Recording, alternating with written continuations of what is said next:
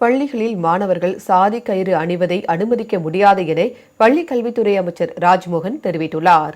மதுரையில் செய்தியாளர்களை சந்தித்த அவர், திருவிழாக்களுக்கு பெயர் பெற்ற மதுரை அரசு பொருட்காட்சி வெற்றிகரமாக அமையும் என தெரிவித்தார்.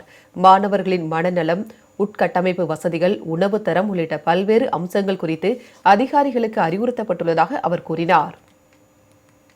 தன்னம்பிக்கை வகுப்புகளும், தன்முனைப்பு வகுப்புகளும், தன்னார்வலராக தன்னை மாற்றக்கூடிய வகுப்புகளும் அந்த மாணவர்களுக்கு அதிகப்படுத்த போறோம்.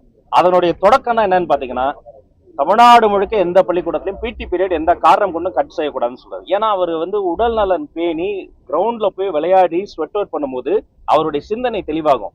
தெளிவான சிந்தனை மதிப்பெண்ணை வாங்கி கொடுக்கும். சிந்தனை தெளிவும் மதிப்பெண்ணும் தான் சமூகத்தில் அவருக்கு மதிப்பு வாங்கி கொடுக்கும். அப்ப அவர்களுக்கு தேவையான தன்னம்பிக்கை வகுப்புகள் இன்னும் அதிகப்படுத்தப்படும்.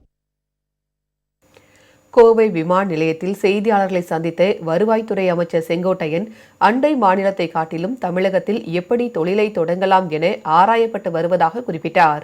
மக்களால் நிராகரிக்கப்பட்ட முன்னாள் முதலமைச்சர் அதிகமாக பேசாமல் தன் கட்சியை வளர்க்கும் பணியை பார்க்க வேண்டும் என்று கூறினார்.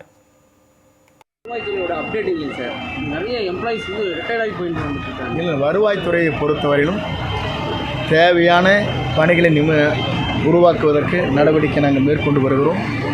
எந்தெந்த பணி காலி இடங்கள் இருக்கிறதோ அதை நிரப்புவோம். வருவாய்த்துறையில் பல்வேறு மாற்றங்களை 3 மாத காலத்தில் நீங்கள் பார்க்க போகிறீர்கள். வருவாய்த்துறையும் அதே நேரத்தில் தொழில்நுட்பம் இங்கே இருக்கிற ஐடி, அதே போல் பத்திரப்பதிவு இணைந்து அன்றைக்கு ஒரு கூட்டம் நடைபெற்றிருக்கிறது. இனி பத்திரப்பதிவாக இருந்தாலும் சரி, வருவாய்த்துறையில் இருக்கிற டேட்டா என்ட்ரி சொல்வார்களே, இதையெல்லாம் சரி செய்வதற்காக கூட்டங்கள் கூட்டப்பட்டிருக்கிறது. கொஞ்சம் பொறுத்திருங்கள். 3 மாத காலத்திற்கு பிறகு ஒவ்வொரு துறையும் எப்படி செயல்படுத்த வேண்டும் என்பதை நம்முடைய முதல்வர் அவர்கள் அறிவுரை வழங்கியிருக்கிறார்கள். அந்த அறிவுரை ஏற்று ஒவ்வொரு துறையும் சாதனை படைக்கும். மதுரையில் செய்தியாளர்களை சந்தித்த மின்சாரத்துறை அமைச்சர் நிர்மல்குமார், திருப்பரங்குன்றம் தீப விவகாரத்தில் பாஜக செய்த அரசியலை திமுக கட்டுப்படுத்தவில்லை என குற்றம் சாட்டினார்.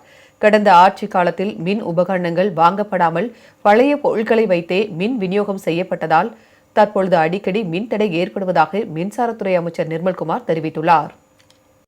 மின்சார வாரியத்தோட கட்டமைப்புகள்ல நிறைய அளவில் நம்ம கிட்டத்தட்ட 10-12 வருஷத்துல பின்னோக்கி இருக்கிறோம்.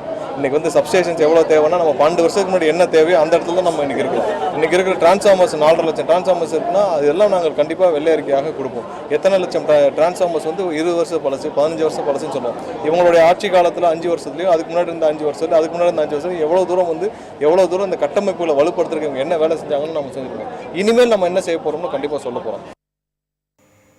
கும்பகோணத்தில் செய்தியாளர்களை சந்தித்த வேளாண்மைத்துறை அமைச்சர் வினோத், கும்பகோணத்தை தனி மாவட்டமாக விரைவில் முதலமைச்சர் ஜோசப் விஜய் அறிவிப்பார் என தெரிவித்தார்.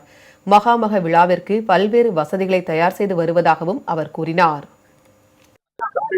மகாமகத்தை நம்ம அறநிலையத்துறை அமைச்சரும் ஆலோசனை கொடுத்திருக்கோம். 2028 மகாமகத்தை முன்னிட்டு பல்வேறு திட்டங்கள் ஏற்படுத்திட்டோம். கிட்டத்தட்ட ஒரு 40 லட்சம் 50 லட்சம் மேம்பட்ட மக்கள் கும்பகோணத்துக்கு வருவாங்க.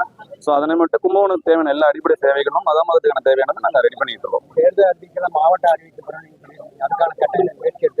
அதுக்கான முயற்சிகள் எடுத்துக்கிட்டு இருக்கோம். விரைவில் முதல்வர் அவர்கள் அறிவிப்பார்கள்.